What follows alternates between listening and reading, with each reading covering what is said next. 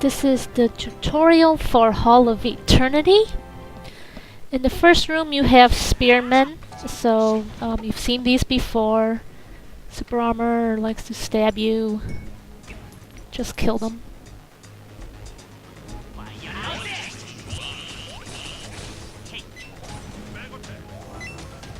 The next room is these archers. They are the type that will become invincible if you freeze them, grab them, stun them. So don't do that. Unless you want to bug out the mobs. In this room, more spearmen as well.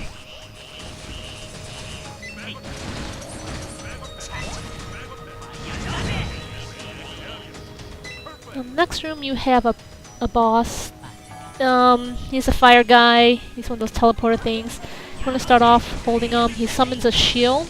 If you attack him while also hitting the shield or being very close to the shield will reflect damage and most likely kill any melee classes. You also shoot some homing orbs that split into 3. Some of those fireballs that spin around a summoning stone that doesn't really do much. So, best at the beginning is to hold him still. Just be wary of the first thing he does is that fire shield. This room will be lancers and archers. Once again, these archers are invincible via stun, grab, and freeze. So try not to do that. They have not fixed extruder bug, so if you some extruders a mob, one of those archers, you're stuck. You have to restart the dungeon. The next boss is John, the Prince of Blazing Anger. He has a lot of super armor. It is possible to freeze him when he's not super armored. He does like a draw sword, but kind of moves him as well. Slashes. He does. You'll see like a little rune around his feet, and then he'll do a lightning stun right in front of him. You can avoid that. Usually, junk spin's used at the beginning. He kind of draws swords out of it. But when he's not in super armor, he can be junk spin, slash, spin. Sometimes there'll be a big AoE circle underneath you, and he'll jump to you like that. Another one, he'll be like raising his sword over his head, like that with blaze. That one definitely hurts. You pretty much die. If he does stun you, regardless or not, he will follow it up with jump it to you, and then that final flame wave at the bottom. So you better mash out of your stun fast and get out of the way, or eat a toy. So that's pretty much the Prince of Anger.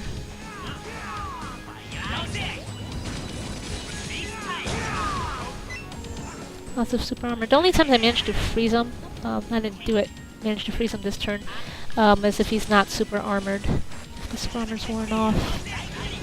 He has his chance of being frozen is a lot lower.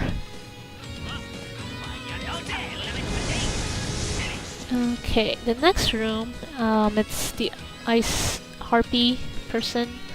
You've seen her before in Cave of Grief. She likes to teleport and then summon icicles, and then eventually there'll be some objects, ice little icebergs that shoot ice orbs that will freeze you. They are very annoying, so if you can, get rid of them.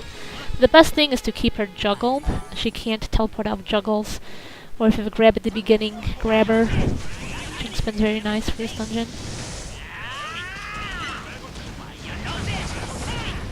So as long as she's in the air, she can't really do anything. She likes to teleport a lot, like so, behind you. She does have a dash attack that can freeze you. Some little icicles in front of her. So try and keep her juggled. And you will not see her do any of these moves. There's the teleport. Some ice spears. Teleport again. And she's gone. Once again, break a statue. And off you go. Now the next two rooms are empty, so you just run through them. Or in my case, I spend this time to swap gears. My buff gear again. Yes, Saia the Ice Princess. She is very annoying. At the very beginning, if you're lucky, you can actually maybe get a junk spin assist off of her at the beginning if you're fast enough to get to her. The top of the screen. I actually managed to do it this run, but I couldn't take advantage of it because I got knocked. And then these orbs, they'll constantly freeze you and they drain MP. So what I'm going to do is bring them to the snowflake sigil with you standing in the sigil. And now you notice I have a blue bubble buff. That makes me pretty much the freeze duration like a millisecond. So kind of immune to freeze. That AoE circle that she did near her, snowflake, if you are frozen when she does that, that is a one-hit kill. That's why it's kind of important. Either you spam your toys to prevent being frozen, or you use the mechanic and wait for a snow orb to give you the blue bubble. See, I wasn't standing in that one, so I missed out. So I have to wait for this one. When she kind of cries and turns blue, she's invincible. And it's really hard, so if you have any lingering moves, better use it then. She has a lot of pushback with Ice Curtain. Sometimes she pushes away junk spin assists. This blizzard attack, she just pushes somebody around in the room. What happens if you don't lead the orbs into those snowflake circles? They'll leave a field that constantly freezes. I don't know if it does damage. Probably does some damage too. So when party play, people don't lead them into the circle, so it gets really messy with all these ice fields on the ground that constantly freezes.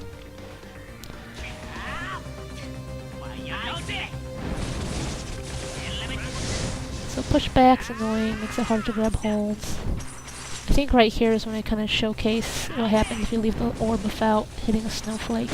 There it is. That, yeah, it does do some damage. Minor damage, but it's mostly the constant freeze. So this is pretty much Saia. If you don't have any good holds, it's going to take a while. Those ice pillars that spawn, I'm pretty sure they hurt. There's a lot of freeze mechanics. So it's either spam your Toys of Mysterious Worlds or grab an orb.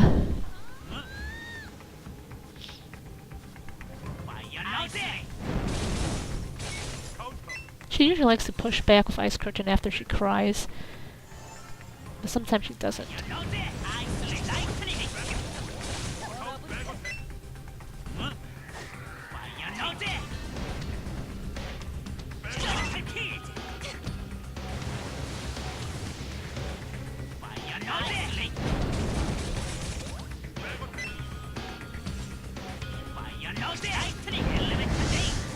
And that's Hall of Eternity.